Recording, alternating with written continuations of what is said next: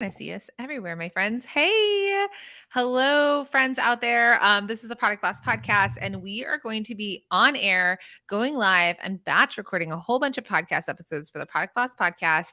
And you can find the Product Boss Podcast anywhere that you listen to podcasts. So if you're a subscriber, let us know in the comments down below that you subscribe to the Product Boss Podcast. If not, go follow us, subscribe to us, and leave us a review if you're thinking about it. And we are a top marketing podcast for product-based businesses. So we're super excited to get more people who are leaving reviews, subscribing to us, sharing our episodes. And we thought, what a fun way to, hit where everybody various ways that people consume their content, because sometimes you're not even listening to podcasts yet and you're on Facebook or you're on Instagram, or you can re-listen to these episodes when they do air in the next month-ish. And it will reinforce for you kind of these fun topics that we're going to be talking about. Yeah. So we are going to, I guess here's my question to those of you watching, and leave it in the comments. How long of an episode do you like to listen to? Do you like a short 15 minutes, 20 minutes, 30 minutes, hour episodes? Let us know. Because Minna and I can talk literally forever. If you can't tell. I like a 20-minute. It's like, for me, if I were to choose, it would be 20 minutes because it's like a power nap. 20 minutes is a power nap. Also, another question too that I think that we could ask to Jacqueline. So I listened to a lot of other people's podcast episodes or podcasts, and a lot of times they're reintroducing themselves. Well, with myself and Jacqueline, usually our intro plays our intro, and then people will say, yeah, if you're new here, I'm Minna, and this is what I do, and here's what we're going to talk about. But with us, we say, well, Jacqueline says, hi, I'm Jacqueline Snyder. What do you say? Hi, and welcome to the Product Boss Podcast. I'm your host, Jacqueline Snyder, with my blank co-host, Minna Kunlo-Sita. Right. So they know our names, but they don't actually know what we do.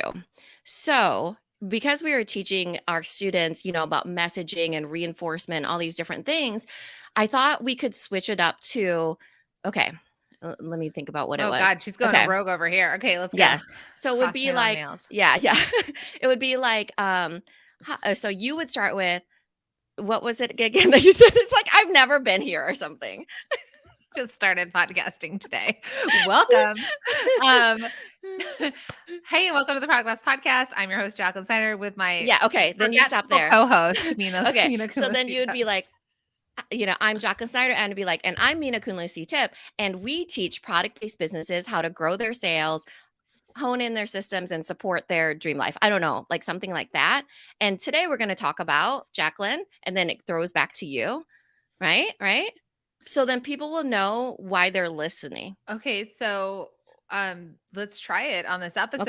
Okay. Well, I really fumbled my way through that one. So let's hope it goes more smoothly than what I just said. If any of you thought that you had to be professional to have a top podcast, you don't. Well, I think we're at 365, something like that. For podcast episode. 365 podcast episodes. So we have done a lot of podcast episodes. So if you think that what you do has to be perfect by any means, it absolutely does not. You just have to start, and you just have to kind of, feel your way through it. And it's not permanent. You can change it later on, which is what I'm kind of trying to do, is change it up a little bit, because in real time. In real time, which is the hardest way to do things, because if you have not prepped it, it's probably the harder way. Okay, so just in the response to the length of podcasts that they like, sorry, I'm moving around a lot, I'm in a hotel room, is a lot of people said 20 minutes. I got a bunch of the longer the betters. Really? Yeah. 30 minutes or more, because everyone tends to listen while they're making or doing things for business.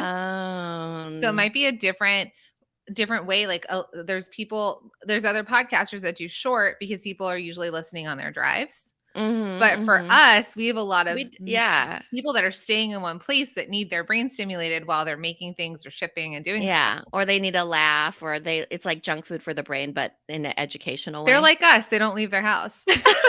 For real.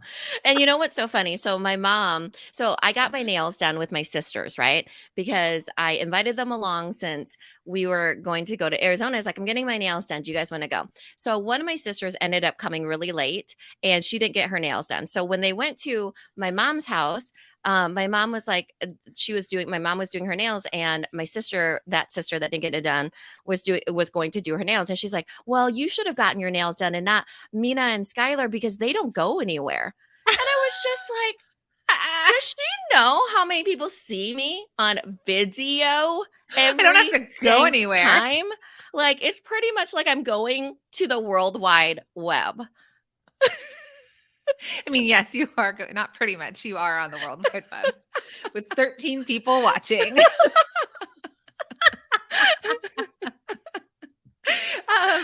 Yes, we have the reason we're getting all fancied up is we are hosting a mastermind retreat next week for about 20 masterminders. It's going to be incredible. We're going to Phoenix, Scottsdale, Scottsdale. Arizona. Question mark? Don't know Yes, where we're going. I'm Scottsdale, getting on an Arizona. airplane. Yep. And you'll end up where you end up. Well, you have a straight flight, I think, and mine is no, we both have straight flights this time, which is amazing. It is amazing for you because out of Iowa, there are no direct flights. Okay, so Mhm. let's get to the meat and potatoes of why you're all watching us in the middle of the day to keep you entertained, obviously. So we are going to batch record a bunch of episodes. We could, for Mina, the recordings, right? They just download the recordings. Or should we be doing StreamYard? We probably, or no, QuickTime's Player. We have other tech things you and I are supposed to do Oh from a my gosh, podcast we didn't think perspective. this through. Okay, so they could QuickTime. just download it from Facebook, but it probably will be more grainy. Or we could record ourselves on Zoom as well. I don't know if Zoom and StreamYard will work, but this is what we'll Uh-huh. do. Let's QuickTime player our Okay. episodes. So Okay. you and And I will then do are that we part. gonna log in and out, do you think? I don't know. At this point, we probably Let's cross can't that because bridge. I have that other sneak peek or preview, whatever it is. I have a podcast episode with Marilyn of Gemini. Oh God, why is my brain not Fusion. working? Yeah, Gemini Fusion for AAPI month. So that is in an hour and 15 minutes. Okay, so you track that because I'm not on that episode. So good luck. Okay. Somebody remind me. Yeah, somebody stay with us for the next hour and 20 minutes. Rachel, done jewelry. This is for you. Okay. I'll remember. The notification will probably pop up on my screen. Probably. Okay, so we'll just you and I from a professional, a top 10 marketing podcast professional way, will record. Okay. On All right. QuickTime. Yes. You got it. And then open? what episode do you want to do first, do you think? Okay, let's give them 3 options and let's have you all vote. So one is going to be mental health. So this is Mental Health Awareness Month as well as AAPI month. So we want to talk about mental health as women, as moms, as business owners. So that's one thing. Number 2 would have been, we talked about all these ideas and now Number 2 was because we're doing our event in Phoenix for our masterminders, we have this sheet for them that's to become the boss of their business. There's a list of things. It's called a stop list and then a focus list. So we are going to share the top 3 things on each of those stop list and focus list. So you can think about the things that you need to do to be the boss of your business, and you get kind of a taste of what our masterminds would get in person with us. So that's option number 2. And option number 3 is kind of a mix. It could either be about messaging to your customers and how Mina's nail salon appointment influenced messaging to your customers. Or the other episode could be about staging my house to sell it and how that is psychologically impacting a consumer buying behavior. Okay. So 1, 2, 3, or 4. Number 1 is mental health awareness. Number 2 is stop list and delegate list. That's for boss of business. Number 3 is how Mina's nail appointment helps with messaging. And number 4 is staging my house and how 3 and 4 could technically go together, but we could make them two shorter episodes too. Okay, we got to vote for 2, which is boss. Ooh, with 2 votes for being boss of business. Okay, Instagram, start putting them in. Ooh, Melissa. Okay, so far Facebook's winning. Stop list and delegate list. Ooh, it's a consistent hands down. They don't care about our nail salon. Okay. For mental health. Let me that one required a little bit more prep. Yeah, can you open it in your side because it's in Asana? Yep. Okay. And we'll do the top 3, you think? Mm-hmm. Okay, let me see. Believe it or not, this is exactly how we roll around here for when we do podcast episodes. They take a bit of thinking. It's not just off the cuff and fun, like, Oh, you think that what they we make think it that we seem. just roll up and do this? We wake up like this, sort of thing. Confused. It's a little bit of that too. It's 100%. Um, I forgot someone's. Oh, I forgot like a really good friend of mine slash neighbor's name today, and I told my husband, I was like, "It's so and so's mom," and he's like, he said her name, and I was like, "Oh my god." I know, but we do put forethought into it. I'm just saying. Okay, Uh, so number 2 we'll do first, and then we'll whoever's watching later will help us decide what the second one is. Okay, so what are we going to call this episode? stop list and focus list. Stop and focus list. I don't know. Top That's not stop that list. sexy. Um, No one's gonna download it and be like, stop list. What does that mean? Maybe it's like well, the whole idea of it is that because the masterminders are coming with us, we are really pushing them to millions and multi-millions how in about their how to build business a without feeling like you're drowning. what if it's how to build your business without feeling like you're drowning? Okay. Yeah. Yeah. Okay. But they Remember won't that get the one. entire list. So I'm That's wondering. okay. That's okay. Okay. 6 points is good. Okay. Yeah, You ready? right? 3 Let's apiece. go Okay. hit QuickTime Player, record. Oh yeah, QuickTime. This is literally every time I have to remind her. Okay. Okay, I'm recording. All right. So we are recording this on StreamYard and we are recording this on Instagram. And this episode is going to be how to grow your business, how to build your business, or how to grow your business. Which word do we like better? I think we've done grow quite a bit, so let's do Okay. build. How to build your business without feeling like you're drowning. How to build your business without feeling like you're drowning. Okay. This is that episode. Good luck with the audio on this one. We're talking to our editor. Hello. Oh, Hello and from I'm the just past. going, Okay, so what now I have to do is repeat because it's 2 different audio files. So this is how to build your business without feeling like you're drowning. Okay, so are we going to try this new intro that you came up with? Yeah, Literally let's do live on it. And Instagram. I think So it could be more fluid. Like the times that I've heard people say it, they do it roll off the tongue. It's not okay. scripted. So I think that we could make it happen. All right, let's try it. Okay. Yeah. Hey, everybody, and welcome to another episode of the Product Boss Podcast. I'm your host, Jacqueline Snyder, with my awesome co-host, Minna Kunlo-Zitep. Is that wrong? Okay, so it was supposed Tell to be. me how it works. You just told Okay. me one time. I can't do a whole new intro Okay. after 365 Yes, you episodes. can. You've taught things off of one time. Okay, so hi. How do you start it off again? Oh my God. See, you listen to it every time. Hi. Oh, welcome. It's welcome. Okay, welcome to another episode. I'm your host, Jacqueline Snyder, with my co-host. So where do I stop? No, I'm your host, Jacqueline Snyder, and you stop And it then there, you and then say, I say, and I'm Minna Kunlo-Zitep, and we help product-based businesses grow their scales. Stupid. Scale. Abandoned cart. Okay, grow their sales and hone in on their systems and support Increase their dream life. visibility. Yeah, increase their I think it, like sometimes they mix it up. Like I've heard people mix it up too. All right, good luck. Good luck. Okay, You do okay, it. I only have to say my name and stop. So yes. pressure's on you. I'm just trying to like make it so they know what we actually do without them, because we get so many new listeners that they might not actually know what we do. You know. Good luck, Minna, because you've got the bulk of this one. All right, everyone, cross your fingers and your toes. Yeah, really cross them. Okay. I'm making people pee their pants, by the way. Okay. Let's try it again. Okay. Hey, everybody, and welcome to another episode of the Product Boss Podcast. I'm your host, Jacqueline Snyder. And I'm Minna Kunlo-Zitep, and we help product-based businesses grow their sales, increase their visibility, and build the dream team of their dream life. And today we're going to be talking about, Jacqueline, what are we going to be talking about today? No idea. Just kidding. Okay.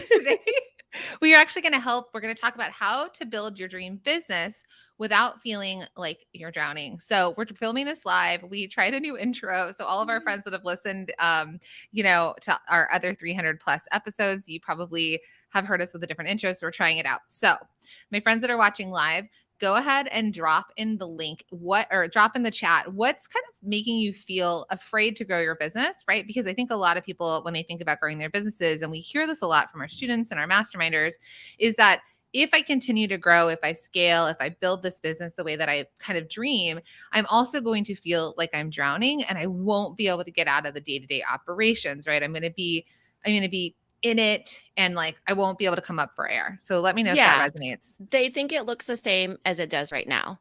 So, Mhm. for example, if you feel overwhelmed and you feel like you're drowning, you're like, how would I ever grow my business? Because that would just mean like I have to do more and I could never keep up with the amount of orders, or I could never, have any time to myself. And it feels like it's suffocating you versus that it will simply look different in that realm of your dream business and dream life.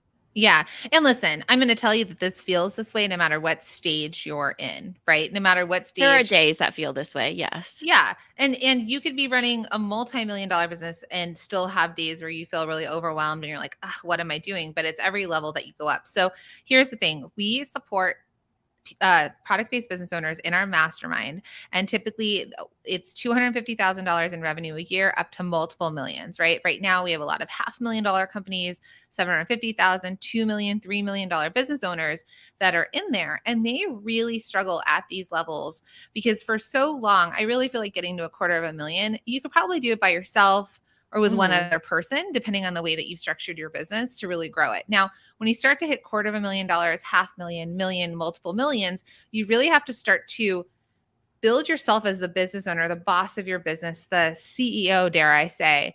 And then you start to figure out what you're going to do, what you're going to stop doing, and what you're going to hire for. So today we're going to go over a few things that we're teaching in our in-person event. We're bringing our masterminders together in Arizona. It's going to be an incredible retreat. We're hosting them for every meal. It's going to be luxurious. There's going to be mindset to it. There's going to be collaboration. We're going to just really get to be together. And in this, we're going to teach them what to focus on and what to stop doing. So that's the whole training they're going to get. And if you're interested in the mastermind, head to the productbossmastermind.com and you can get an application in. If you're interested and you have a revenue level over 250,000 and above. But we're going to share with you the top 3 from each of these lists that we're teaching at our in-person event. Yeah, so I think it comes down to a couple things, right? We want to keep it super simple. Shout out to Sarah Wagner, who is in our mastermind. She is of Heartland Lettering. You know how we always say KISS is keep it simple seller? Well, she pinged in my ear because she said, keep it super simple. So I've been saying that over and over in my head because I think that when you're in your personal life, and in your business life, you blend it together and you keep it super simple. I thought So you were going to two say keep things. it simple, Sarah. That too, which I love that joke too, because it's like It hashtag all works. jokes, mom jokes here. So, yes, that too, but keep it super simple. And it's really comes down to a couple things when you're at that 250 or 500 and you want to get to millions and multiple millions. And the first part is that you need to build a team.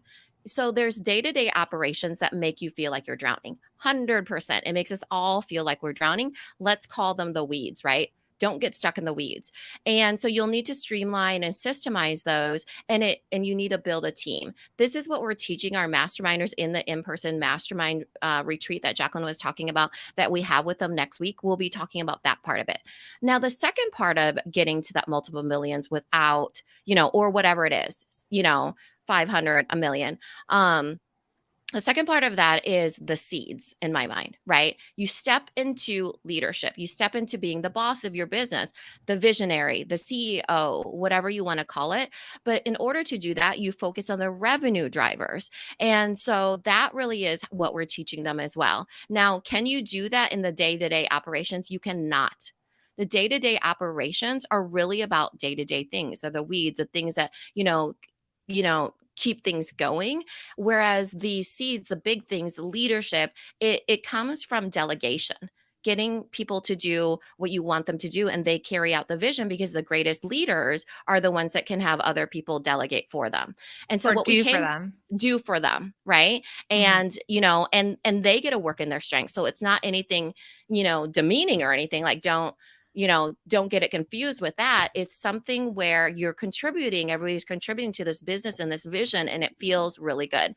And so Jacqueline and I came up with a stop list and a focus list. The stop list are all the things you need to stop, because you better believe we stop ourselves in a gazillion different ways.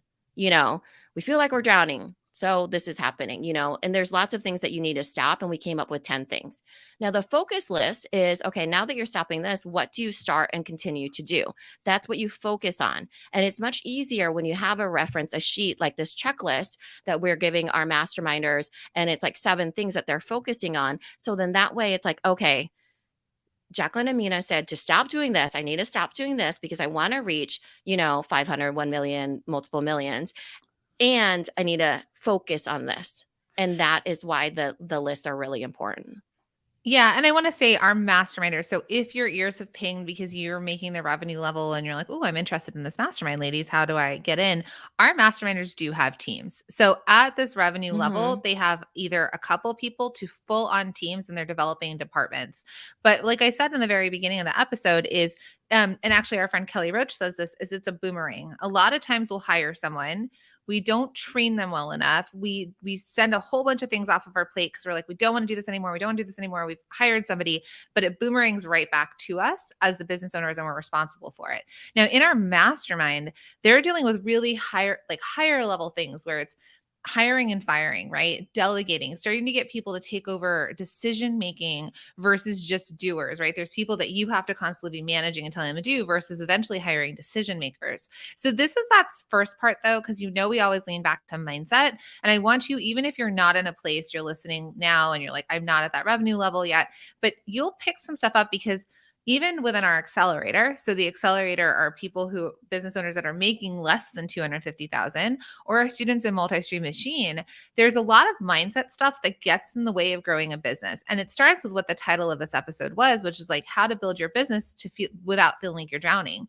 There are some people that have already hit revenue levels that are higher and they believed enough in themselves, but they feel like they're drowning. And there's a lot of you, and let me know if that's you, that are feeling like, I don't want to grow because I currently feel like I'm drowning. And if I keep growing, I will just continue to drown and it's not going to work. Right. So I just want you all to realize that there's different stages to this. So, Minna, you want to start with the stop list? Yeah, I think you start with a stop list for sure, because there's lots of things that, as Jacqueline said, it's a mindset switch in a lot of ways, and they go on repeat. So even if you're, under 250 or you're over 250, doesn't really matter. These things in some way, shape, or form will always impact the way you think. And Okay. if you're watching live and you're comfortable with it, share in the comments under 250 or over 250. I'd love to see who's watching live. So, starting with the stop list, we are going to just share the top 3.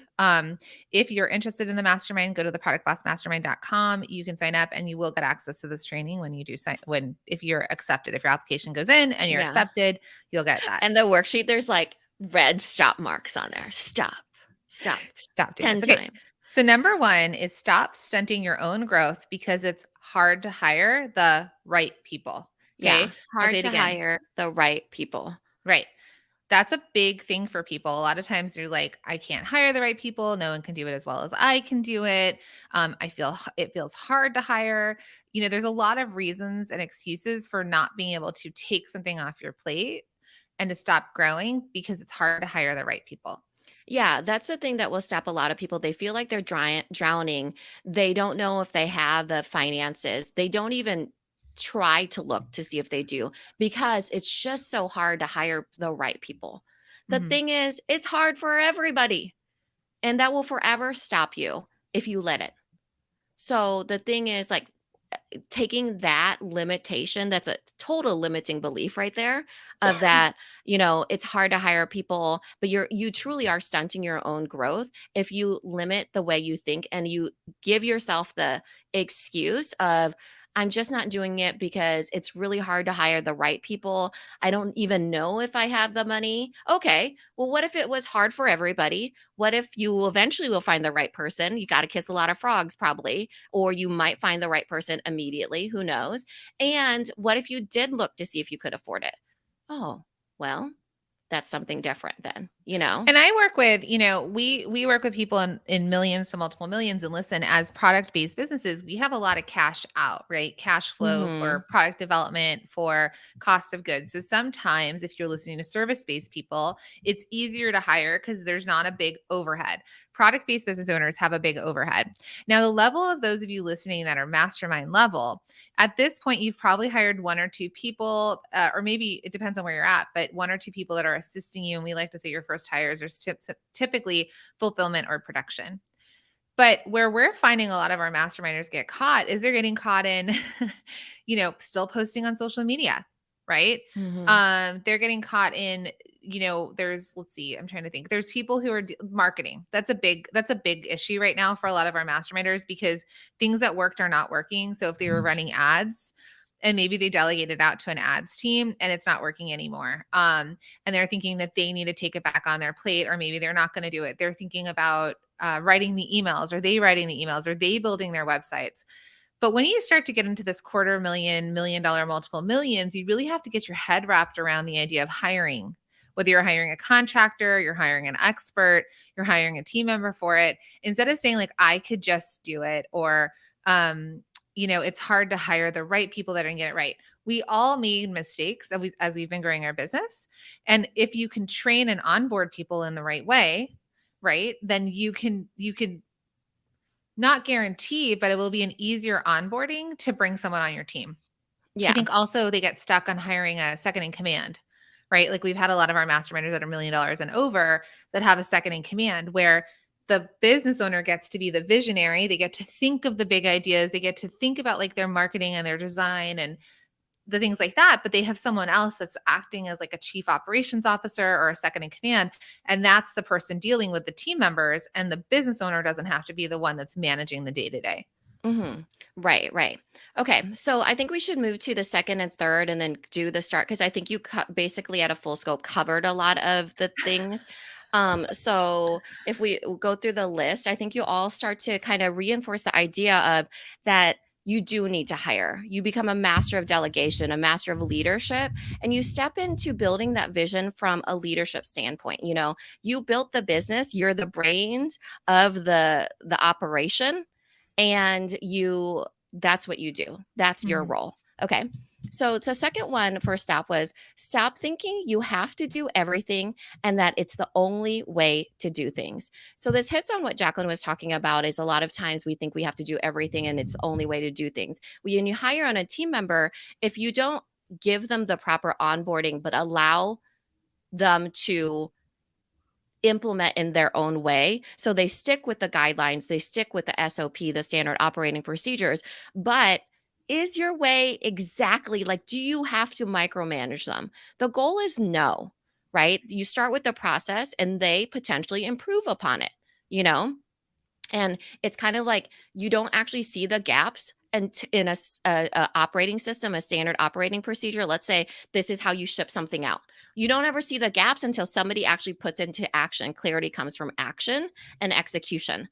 So unless somebody's like, oh, I have to go get the tape 50 feet away from me every time, we're like, oh, we need the tape station closer to you. I know that sounds like a silly thing, but believe it or not, there's inefficiencies in a lot of ways that people don't naturally think about. Yeah. I think the other thing is when we've built these businesses ourselves in a lot of ways, there's the ways that are just ingrained. But when you start to get to the point that you're able to hire and you're able to hire people that are trained, like we've been so lucky lately as we've been scaling the product boss that we're not just bringing in people for cheap and trying to like find a spot for them and pay them not a lot of money and then teach them how to do things on our team. Now we're hiring people that have expertise in marketing or have expertise in operations, right? And so then it's easier to hand stuff off and not do it the way that we've always been doing it and not say, like, hey, head of operations, you have to do it this way. Rather, they come in and they almost, because they're professionals, they come in and they audit what we're doing and they see our systems and they look for ways to improve. That's when your business is really, you're going to really start to feel like, I'm going to put in quotes again, like a legit business owner. I mean, that's me and I, like a few weeks ago, we're like, wow, we have departments, we have department heads. It feels Mhm. so quote unquote big time. I know we're doing so many air quotes, but it feels crazy amazing that we don't have to think and do everything and say, 'Cause we're this is how not it's in done. the weeds, right? We're not Yes. in the weeds, and so when you start growing your team, the day-to-day operations flow without you. So even if you were plucked to pluck yourself out for like a vacation, it would not burn to the ground. You wouldn't drown in it, you know? Yeah. Okay, So should we skip that third one and go to the fourth one? Or do you sure. like the third one? Okay. So the third one that we're going to share with you is stop holding yourself back from hiring and firing as needed and at will.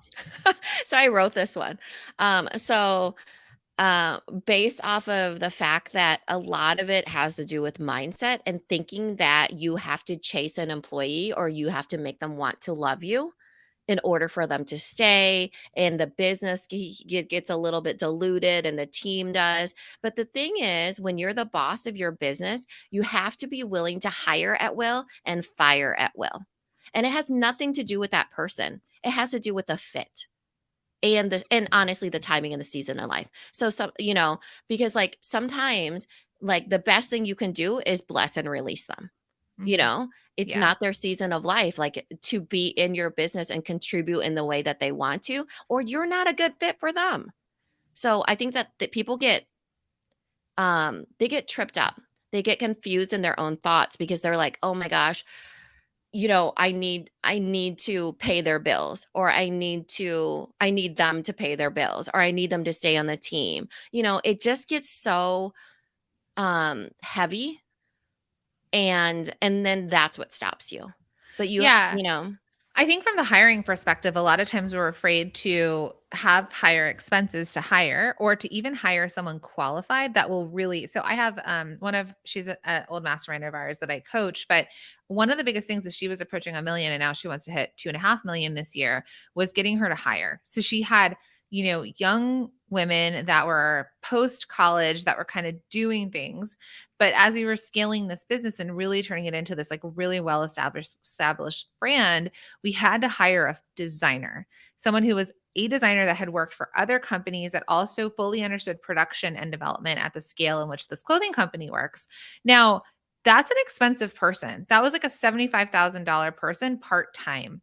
But let me tell you, in the year of working with this woman, how much her business has changed.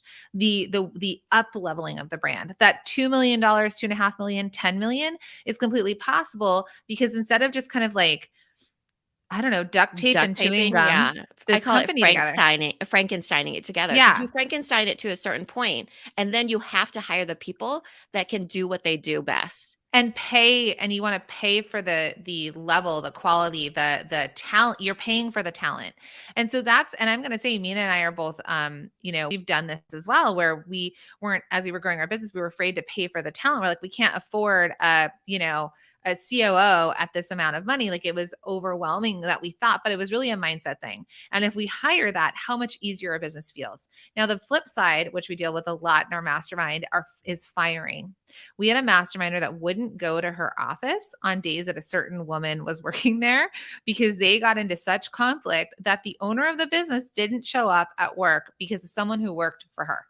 So we had to work on figuring out how to bless and release this person and to hire and replace. We have another there's so much team drama. Another masterminder that had an employee like poison the well basically and got a whole bunch of people to resign at the same time. And then this masterminder had to be, her and her husband had to be back in the business on the day to day because everyone kind of got wiped out. So we were working on things to put into place to avoid this, to build company culture. But when people need to get fired, they need to go as well because Yeah. your responsibility is keeping your business up and running.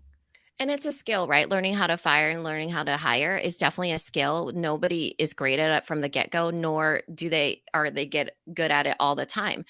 So learning to fire somebody, for example, it can be really hard. And in the mastermind, there was people that were doing um role playing, right? Role playing to Each other. They're each like, "Oh, you need other to fire to that person? fire Let's this jump on a call." person. Yeah. Yeah. So they were developing that skill set and that muscle because we've never had these conversations before of being able to fire or hire or all these different things, right? So if you haven't, it gets really hard.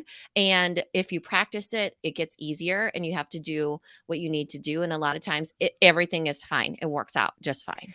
And I think and even if it doesn't, you've got the things in place that protect you as a company. So unless you're best friends with someone in HR, right? It's hard to kind of work this out. We don't all have HR departments. So I think the beautiful thing about our mastermind, because the thing about our mastermind is we're facilitating and creating these collaborations and these relationships amongst other business owners that are at the same revenue level that are dealing with very similar issues. So when these issues come up, these different masterminders, they might have it as a hot seat or they might bring it to their cohort and they're talking about it.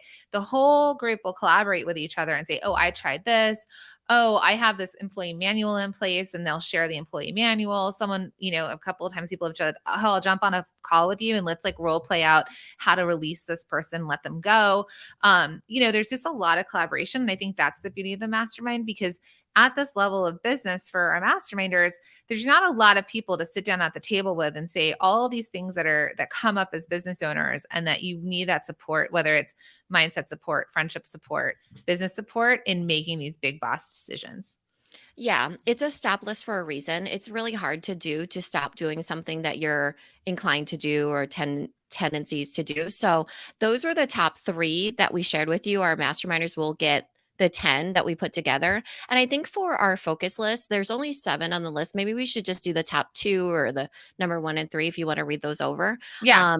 Because this is where you will shift your energy, right? Once you do the things on the stop list, and let us know if that was helpful, right? Was that helpful for helping you know what to stop doing? And then now we'll let you know what you should focus on. So no matter where you are in business, right? But at the level of businesses that we support in our mastermind, we really try and level you up as the CEO of your business, right? The boss of your business. So one of the first things on the focus list is we want you as a business owner to focus on your development as a leader, as a CEO, and growth opportunities for you personally as a leader and for your business. So what does that look like? Mina and I are at this point now where we are focusing on ourselves. This is our year of development as leaders, owning the size business that we own. And we've really been focusing on us, developing our mindset, taking new opportunities. If you listen to today's or the episode that was airing today when we were recording this live, it was about being fearless, right? And it was something that had to expand our mind and our experiences personally to be better leaders, to grow this business to the revenue level that we want, to manage this team that we have. So I'm going to just say it again. Focus on your development as a leader, CEO, and growth opportunities for you personally as a leader and for your business. Yeah, personal really ties into both since you are the boss of your business because you need to work those muscles of personal development as well as challenging your comfort zones. I think that when you're building a business because you're working with, let's say you hire the team and you're doing all these things for you to be able to focus on revenue drivers the way that you are when there's the day-to-day operations that are being handled, but the revenue drivers need to be handled. Well, you need to challenge your comfort zone. And we will always stop ourselves if we're not thinking if we are scared, Mhm. right? The fear of the unknown. So for example, we were talking about the episode. It's a really great episode to go to because everybody has their own version of what that fear is: fear of success, fear of failure, fear of the unknown, whatever it is. And we need to be able to still move forward. And when you develop yourself personally, it helps you to expand your brain and that discomfort level that you're willing to push into big opportunities for your business. Yeah. Okay. So then the second thing that we want you to focus on is which one did you want to read? You do it. I don't know if it should be number 2 or number 3 Okay. because I think we went over number 2 quite a bit, and I think number 3 might be great. Okay. So focus on that initial time of creating processes in your operations that can be improved upon, as well as roles and functions being established that you can hand off out of your brain and out of your hands. So, do you want to dig into Yeah. that? So there is going to be an initial time. Jacqueline called it onboarding, but what is onboarding? It's literally that initial time of creating processes in your operations that can be improved upon. So as we said about the boomerang effect, you actually need to document certain things. And as the visionary, like, okay, so let's say you start to hire a team and you're like, I've been doing it this way for forever. And I'm going to write down how I made this candle step by step by step. Well, that process has to be documented. So you need that initial part of that standard operating procedure so you can hand it off. And that is literally what you need to do. It needs to come out of your brain and then out of your hands. Now, the hard part, well, there's two hard parts. People don't want to get it out of their brain, nor do they want to get it out of their hands. So focus on doing those two things of that initial documentation process, and that'll be the first step into the hiring. And this is important because over here at the Product Bus team, we call it, and now that we have our fake nails, we call it talons. Like Minna, myself, Lauren, who's basically our acting COO, sometimes getting us to release as the leaders, right? It's Minna and I, and Lauren is below us in terms of leadership and on our team. Releasing certain things that we've done, maybe it boomeranged back to our plate, and then we've been doing something that way, and it's like letting go of it when we're like, no, the way I do it is better. For me, sometimes my reels do better than when the team posts reels. Mina writes really great emails, and then sometimes when the emails are written by somebody else, we're not sure about them, and so we're like, oh, we'll just do them, and our talons are in deep. But the idea here is we got to let go, right? We need to create the processes, right? We need to take that time initially to set the stage of how we want it. Mina wrote emails like this. This is the function of it. This is how it works. Teaching people, going through it, and letting them improve upon it, right? That we could hand it off and kind of bless and release, and like we'll be able to train on it. Same thing with, let's call it social, and saying, okay, like when I do it this way, it works really well. And all we can do is like let them make the mistakes and then teach on that. But I think a lot of times when people try and hand things off, they also try and just hand it off and walk away, and then they get Yeah, that's the pissed thing. about It's not the a result. bless and release and good luck. Okay, write our sales emails, and allow them to make the mistakes. We're not saying that at all. You definitely, the whole point of this one is that you are creating processes in your operations that can be improved upon. So, for example, here's the cadence of the emails. During launch, we do this many emails. So this is, the big Black Friday promotion that we're doing. Oh, okay, now we're going to do a series of 10 emails. This is how I usually like to do it. Go ahead and write these and then come back to me and let's see. So then the first time around is always the hardest go around.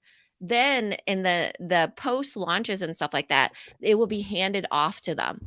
But initially you can't expect them to read your mind, and you cannot expect them to um not make mistakes, especially if you're like, hey, write these sales emails. It's too big. They have no idea what you want. They have no idea what you've done. They have no idea of what your business vision is for those emails.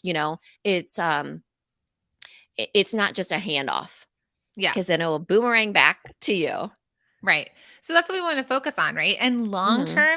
long term, and some of you out there that are qualified for the mastermind, again, the productbossmastermind.com, you can put in an application, and our scaling specialist will reach out to you to see if it's a good fit, if there's spots in the mastermind. So please, if you're listening in the future, put in an application. But the idea here is that some of you may be that you already have a second in command, right?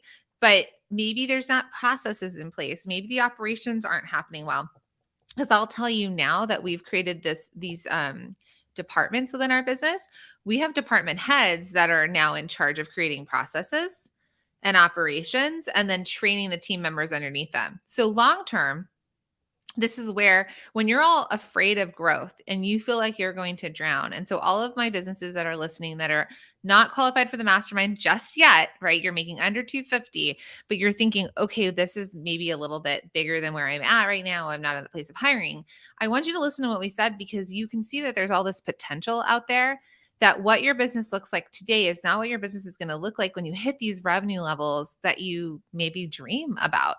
And it will always be about growth. It'll always be about team. It'll always be about you as the business owner refining what you do, stopping to do certain things, focusing on things, right? You may eventually be I'll just bring up Jamie Kern Lima. She was on the podcast with It Cosmetics. Jamie Kern Lima was no longer, doing all the things she did when she started, but she positioned herself that she was the face of the brand. She would be the person who sold on, I don't remember if it's QVC or HSN.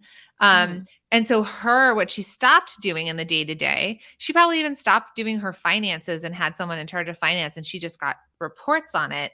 And then she was able to be the face of the brand and negotiate the big deals for the brand and kind of oversee and say, okay, I've got this idea for, XYZ product. And she let her development team happen and do it. Or her development team created new products based on what consumers were saying. And maybe or maybe not, she may or may not have had decision making. I mean, she sold her business for $1 billion, right? So I want you all to realize though that like what it looks like now is not what it's going to look like as you grow.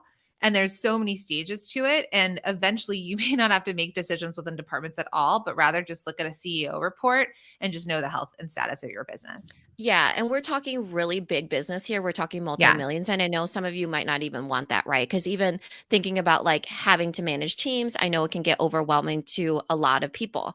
The point is that you can hire for what you need to hire for, and you get out of the day-to-day operations. So, for example, even if you have a small team, you get to focus your energies on what you do best within the realm of revenue drivers of the vision of your business. So, you don't have to be in the making. And I know we kind of give people the ability, like, if you love making, then you can keep making. But really, you should not be making what is already selling. If anything, make something else that might be the variation of that or the big opportunity or whatever it is, where it's not like, okay, this is my citron and mandarin candle from Lodestone, and I'm Greg and I own this, and I know that I love making. So I'm going to keep pouring the candles.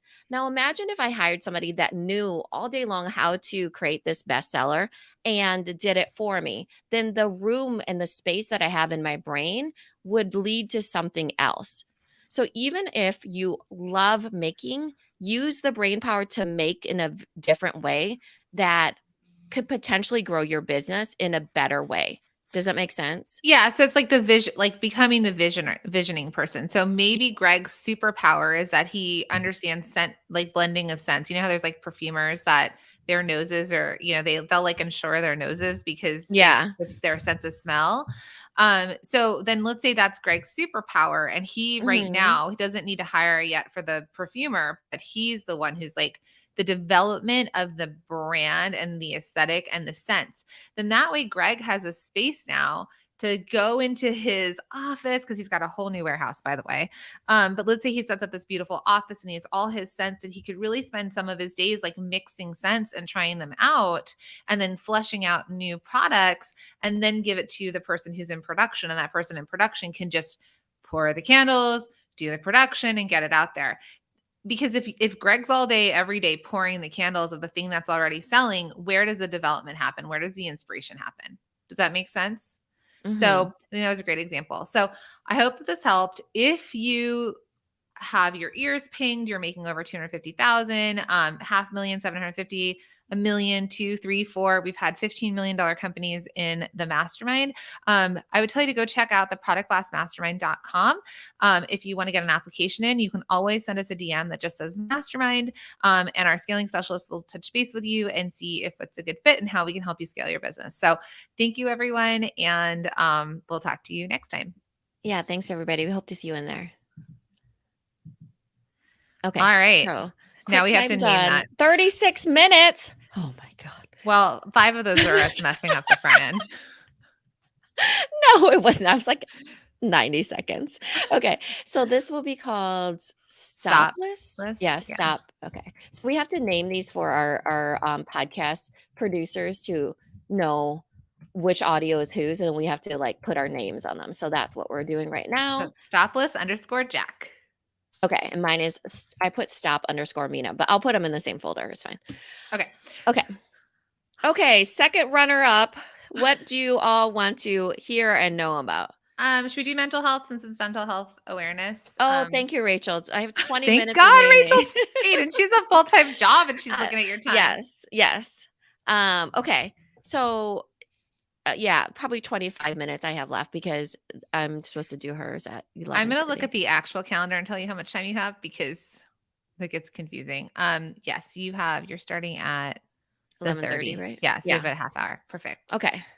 Okay, let's do mental health. This one is going to be fully unscripted because we haven't even talked about this really. Okay. All right. What are we talking about? Maybe we should skip Mental this health. one.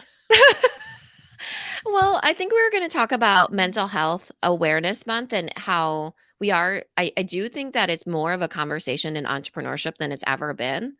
So, do we want to talk about it or do we Sure, I not? could talk about my own journey with mental health. So, Okay. yep. Okay. All right. So, what's the title? Mm, mental health and entrepreneurship. Sure.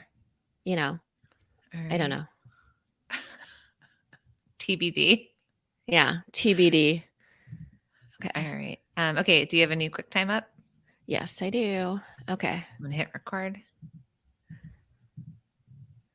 Okay, so this episode is going to be something around the lines of mental health and entrepreneurship. We will get a sassier um, subject title to this podcast episode. And anyone Mm-hmm. watching live, if you want to drop in ideas for this, go for it. Maybe we'll pick that because brain power over here. All right, ready, Mina? Mm-hmm. Okay. Oh no, you have to say it into your QuickTime. Oh yeah. Is all they're gonna hear on my end. So this episode is somewhere around entrepreneurship and mental health. Good luck, everybody. Okay, ready? Mm-hmm. Hey, everybody, and welcome to another episode of the Product Boss Podcast. I'm your host, Jacqueline Snyder. And I'm Minna Kunlosi Tep. Hello, everybody. And we help product-based businesses grow their sales, increase their visibility, and live their dream life. And that's really what we're here for you is living that dream life. Because today is the perfect topic because we're going to be talking about mental health and entrepreneurship. Because the biggest asset you all have is your beautiful brains, right? Mm-hmm. And your health. And your health. Yeah. All the Yeah. things Right. that go with it. Yeah. Yeah. So Beautiful brain and taking care of yourself. So when we're doing this, when we're recording this episode right now, it is during Mental Health Awareness Month. And we wanted to Mhm. kind of touch base on this because it's definitely something that lived in the shadows for a long time. People were afraid to mention it. They didn't talk about It's it. like If Bruno. we 7 don't talk foot about Bruno, frame. We rats along his back. It's like we sing that song so much in this are we going to have household. to pay Lin-Manuel Miranda right now rights for that? No. I barely got the tune right or the True. lyrics. It's totally true. They're not. He's not even going to recognize the song. They'll be like, what's she singing? But yeah, it was definitely something people didn't talk about, and we definitely are hearing more and more about it. Yeah, I And I was think raised by an English family. I don't know if this was in your family, but from the English side of my family, they were like, "You sweep it under the rug, you close Oh, the door, 100%. You never talk about your mental health, nor you was it send the even a people thing. away that are causing Yeah. problems." Mental health were 2 words like it's an oxymoron, like jumbo shrimp. It did not go together, you know? And so people just didn't talk about it together. Right. And it's interesting because we have some mentors and people in our space that we look up to, and they've been very vocal about their struggles with mental health and not Mhm. struggles, but their journeys with mental health. And it's something probably in the last several years that people have been more willing to share. So I will share that I recently got back on antidepressants and anti-anxiety pills. I've been on them maybe 3 times in my life so far. I I always mean, used just jumping into it, huh? I'm just gonna start it off that way. Really quick before you jump into it, I wanted to say that the reason why I wanted to do this particular episode is because I Googled how to, um, what was it? What to do in Mental Health Awareness Month. And one of them, the top one was to have a conversation around it or to attend a conversation. So I was like, oh, look at us. We have the platform that could help with that. So this would be a great conversation to have. So Jacqueline, jump into your journey with it. Hi, my name is Jacqueline, and Mhm. I struggle with my mental health, right? Yeah. That's a big admission, and I'll tell you that I've been on it 3 times since the first time I was, like, 25, and um I thought it was situational. So when I first had anxiety, I was having anxiety attacks. So this is when I worked for somebody in the fashion industry and was spinning me out. And I'd wake up in the middle of the night just crying, like crying. I couldn't control the tears. And I'd be in the bathroom crying and I didn't know what was wrong with me. And I was like, I'm working in a really toxic situation. And so I went to a therapist and then they prescribed me medication. And I really thought it was situational. And I was like, it's just situational. And I wanted to get off them really fast because there's a stigma about it too. I was like, I don't want to be on medication. I think I'm strong enough. Like my brain should be strong enough. I work with therapists. Like I should be able to overcome this. I just need to change my situation. So I left that job. I was on medication and eventually got off it.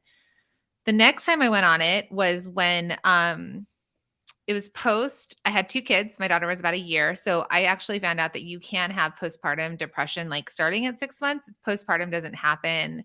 It doesn't always happen immediately after you have a child. So when I remember going to my therapist and just saying how I felt, they were like, it could be postpartum. Now, situationally again, my life would stress so many people out. Let me just tell y'all. But I'm used to it. So at Mhm. that point, my husband had gotten a job back in New York, and we were living in LA. And I had 2 young babies, and I had a full business, and I had to go back and forth to see him. And I was raising these kids, and then eventually I had to move us from LA all the way back to New York by myself with 2 babies and work. And I kind of went into like massive anxiety attacks. So went back on medication, same thing.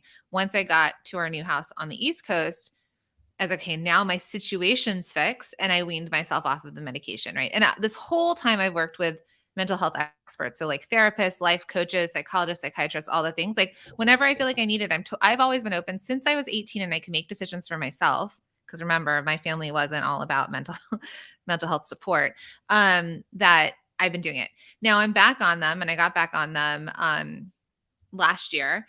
And it was and I didn't know why. And I think a lot of us have been dealing with different things when it comes out of the pandemic and isolation and all the things. But I guess I'll admit it here. My mom has stage 4 cancer. And I haven't said it publicly because my grandma doesn't know. I don't want to getting back to her.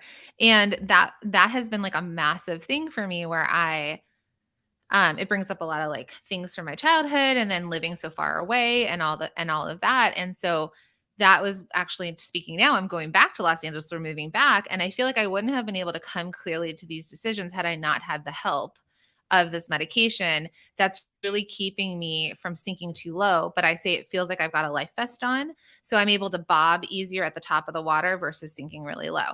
And I felt really bad when I had to get back on it because I was like, I've done all this work for my whole life to help myself mentally. And the fact that I need medication, that I feel like I'm not strong enough. And it took me a little bit this last time to get over the stigma and just say, you know what? I'm dealing with some crazy life situations and I'm going to be on medication so that I can be the best mom possible to my kids going through this and be this business owner and a good business partner and a wife and a friend and also be able to support my mom with something that's so heavy and traumatic for me. So that sort of, I guess I just came out and told you everything, but I've always been very honest with everyone about the things that I go through because I just want to model for you that like this stuff happens and sometimes we need that support. And thank God, like there's medications out there that can help correct things, Yeah. or like help my brain work without me sinking too low.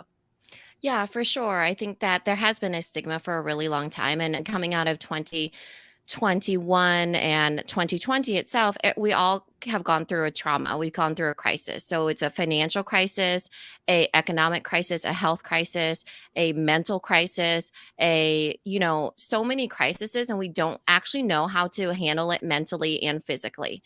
I went through a family crisis when my daughter had heart surgery, for example, and that I felt physically like my brain was going to break open. Like that's how physically I felt it. And I thought I was going to have a mental breakdown. But I'll kind of go backwards a little bit. And I haven't had one in a while. I'm going to knock on wood. I would get panic attacks, meaning that Basically, it started in 2011. So it's been a while. My daughter was 1 year old, my oldest one, and my hands will go into full, like, my grandma had a stroke. So it would go like, I used to call them like grandma hands, but they lose movement. And then I lose function to my bodily functions. So I go sit on the toilet. And my biggest fear is that I'm going to be at Target one time and poop all over myself, and I'll have the kids and I won't have function on my hands. So, anyways, full body panic attacks. And I only knew they were panic attacks after my husband told me, he's a pharmacist too, but he said that when he was going to France when he was a kid, the girl next to him, she was in his French class, she had a panic attack and her hands were the same. So she was scared, and comes out of fear. So I don't know what brings it on, to be honest, for me. But I've learned how to feel better about not spiraling myself into a worse panic attack. So, for example, I used to try to have my panic attacks in isolation. Like, I didn't want to scare my kids. I didn't want to scare my husband, even though my husband would be there. But, I didn't want to scare my kids, essentially. And so then I can kind of feel in my body when they're going to happen. Like the morning I feel off, or I'm just like, something's happening, I need to stay home. So it's like I become more attuned to it. And then so I taught my kids that if ever I'm on the toilet and I'm having one of my attacks, they just take a glass of water and they pour it on my head. They used to try to ask me questions. I used to try to like soothe them. And it became like this whole thing that I would be like, my whole body would be like it, like I would be so focused and trying not to pass out, essentially. And so it would sometimes I have them, I don't know. I You've been was getting, better. You haven't had them in a it long has been time. better. So I figured out some things that help me. So shout out to Lauren, who is she's our acting COO. But I figured out that if I shock my nervous system, I can stop it in its tracks. So that I always thought that they would pour the water on my head and I could calm myself down, and at least I wouldn't pass out. It was base level, right?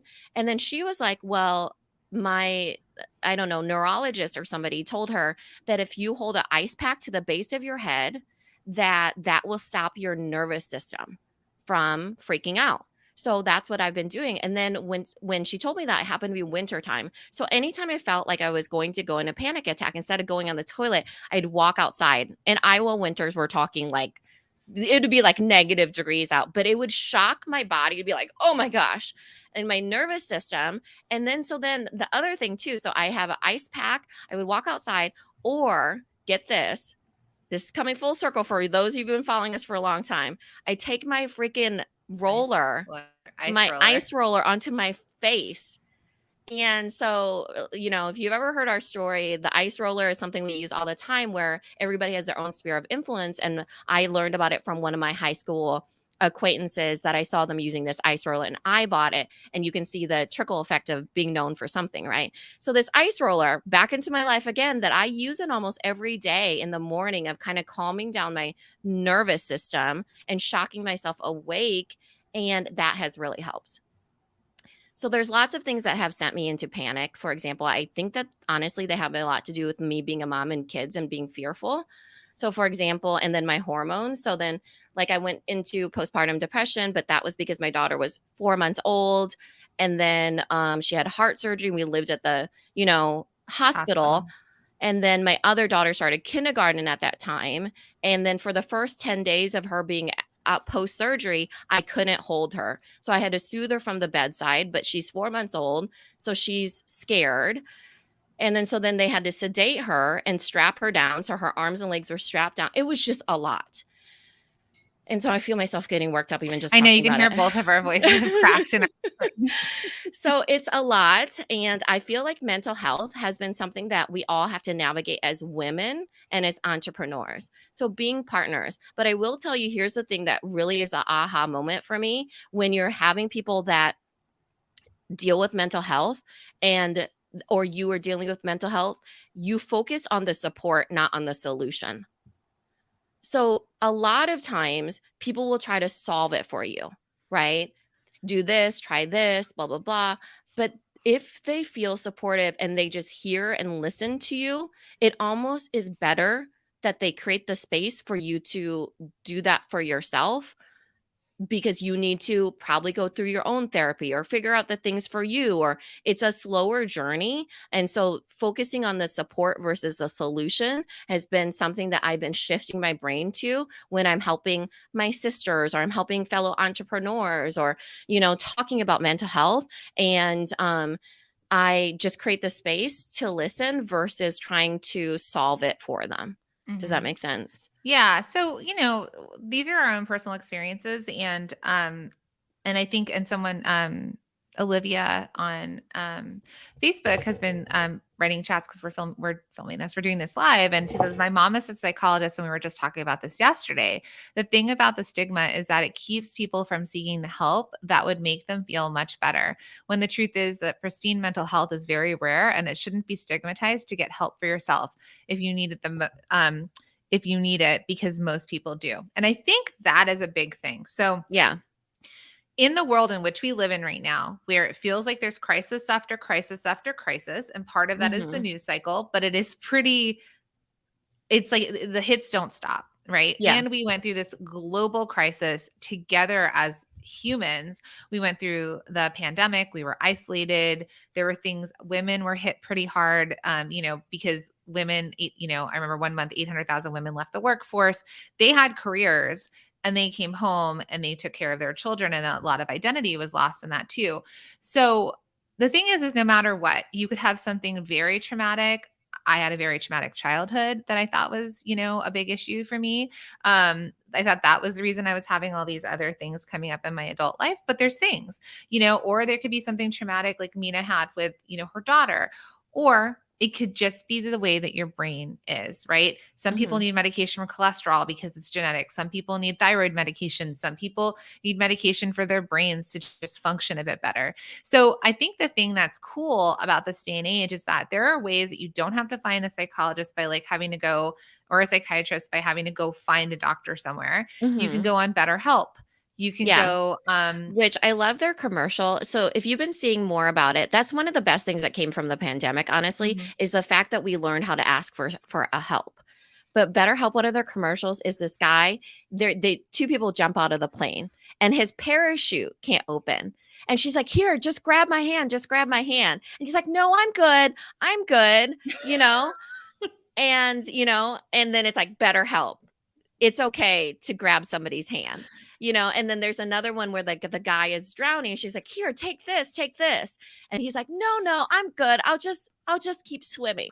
But it's like someone drowning. So their commercials are great, but I love how it's becoming more common where it's not like, I mean, everybody should have a mental health professional because we all could use help with our brains, and our mental health.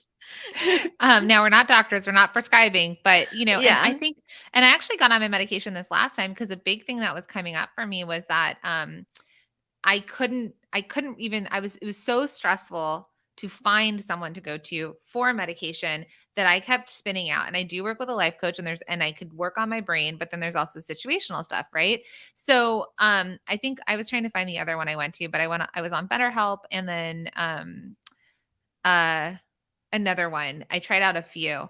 So that's the other thing. If you decide to try out different support systems, let's say you decide to get an app and you pay a certain amount of money and you meet with Mhm. someone and it And doesn't some of them work. you can just text message too. So you Yeah, can show up in person, on in person, video. on a video, or you can text them when you need to as well. Right. And so I didn't just stop. I didn't say, okay, this app didn't work. I couldn't connect with someone that I felt like it was the right thing. I tried another one, and then I actually think I tried three. I think hers right now, hers and Hims, like the hair Mhm. stuff, hers just started for women specifically a mental health app as well for women, because also women tend to not always prioritize themselves either.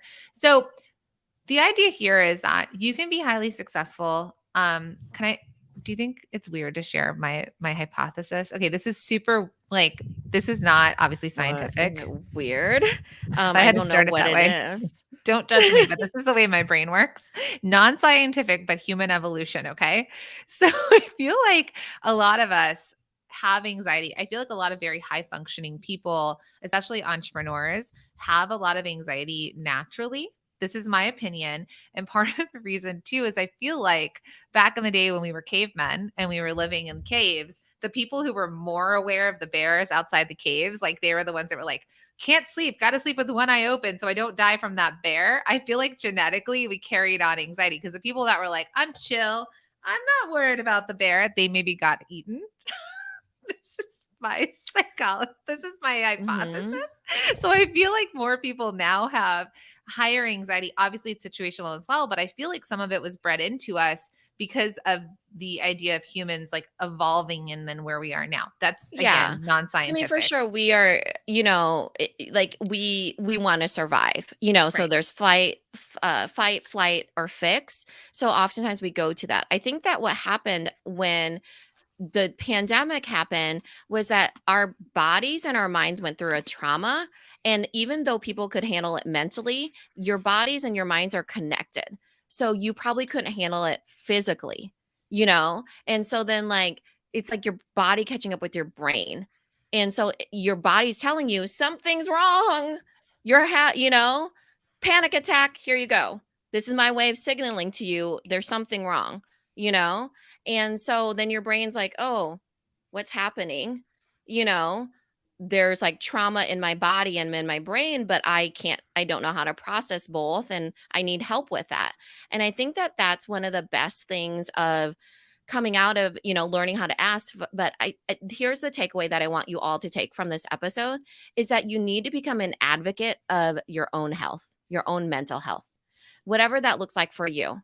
And so, and you probably need an advocate for you. So, for example, if you need a therapist or you want a therapist, and therapy is amazing. So, if you have somebody with better help and you become your own advocate and you have somebody advocating for your health too, it's that support that I was talking about versus the solution, because a solution is something that's there, you're done, you're fixed, goodbye. But mental health doesn't work that way. You can't fix it. And so, becoming an advocate of your own mental health is is something that I hope that we can contribute to this conversation that happens this month about mental health awareness. Yeah. I'm going to just read Olivia again cuz she's has some really good points. We need to eliminate the idea that you have to be literally crazy and psychotic and hallucinating and suicidal in order to seek out mental health treatment. If there's something that can be done to make your days a little easier, whether it be medication, therapy, or something else, why would you turn that away? It's not uncommon to have struggles, and we all have our own thing. Being open about it can help you feel less alone. So I'll add in that I put my son in therapy. He has Mhm. auditory things that stress him out, and like sounds are just too loud for him. And I was like, why can't I handle this as a mom? Well, I was like, he just needs the tools. And I think that's the idea here, right? Like we all need the tools to be able to live our best possible lives. So Yeah. whether that's someone to speak to, whether that's another way to approach things, whether that's rewiring your brain in the way like with life coaching, like it helps you like with your neural pathways, whether it's medication that's helping control certain like things that are happening in your brain, whatever it is. So if you are alone and you feel like you don't have someone to reach out to, or you feel stressed, or this really resonated with you, DM us over on Instagram. Okay. Send us a message and say this resonated, or be like, thank you for mentioning that because I feel this way. Or you're like, I'm still struggling with that. We're in our DMs and we're there to support you and say, like, you've got it. You can do it. Um, we're Mhm. behind you in this. If no one else in the world is behind you, like let Mina and I be kind of the voices and know that we are behind you, and whatever your struggle is, it doesn't matter. It doesn't matter what level it's at. It could be super minimal or it could be straight up feeling suicidal.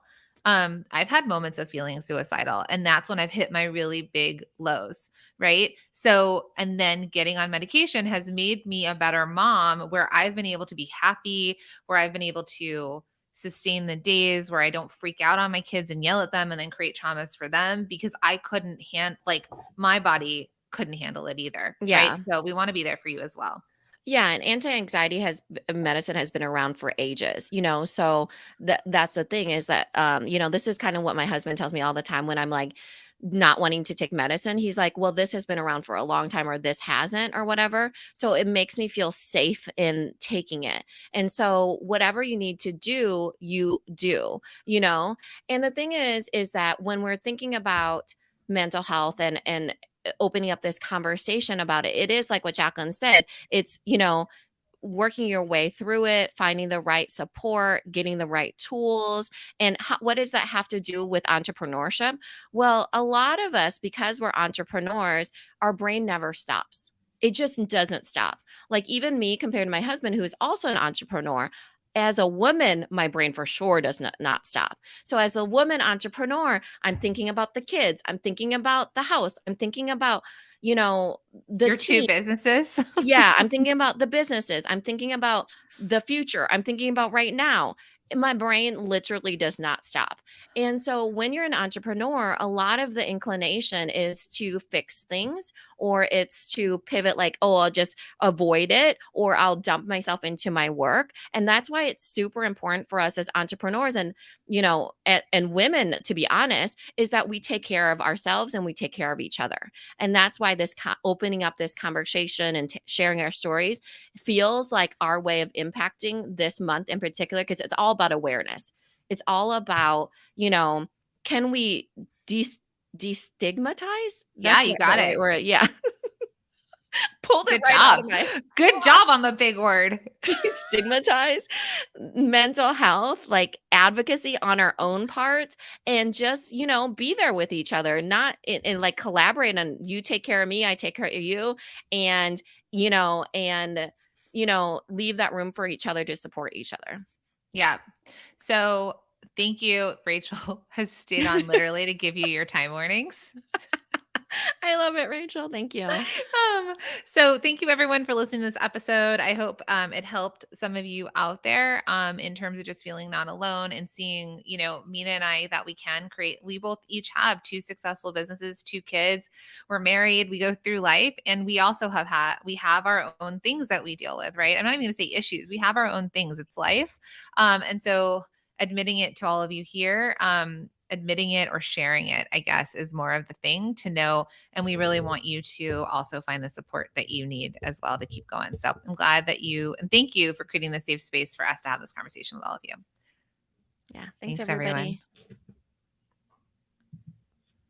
Okay, that was 26 minutes. 26 minutes, and we still have time. I still have 4 minutes. Okay, so this will be saved as mental health. Sure. Okay.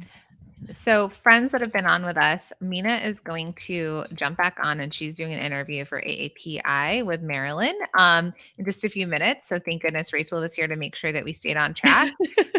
We wanted to get 5 episodes done today. It looks like maybe 3. Well, do we want to do the other 2 or not then later? Yeah, you and I can meet up later and chat about if we go live or not. But I'm glad that this resonated. I'm just going to leave it here that if any of you, couple things, can you do for us a favor? One, if you haven't left a podcast review, leave us a podcast review. It's really helpful to us as well. 2, follow us on TikTok. I'm going to say it. We have 56 followers. I'd like to get to 60. I think our goal should be like 1,000. Yes, 1,000 we could go live on there, but we've just kind of started rebuilding it. We've had a bunch of different accounts on there, and now we're trying to rebuild it. So look for us over there, and tune in to Minna and her interview in just a little bit.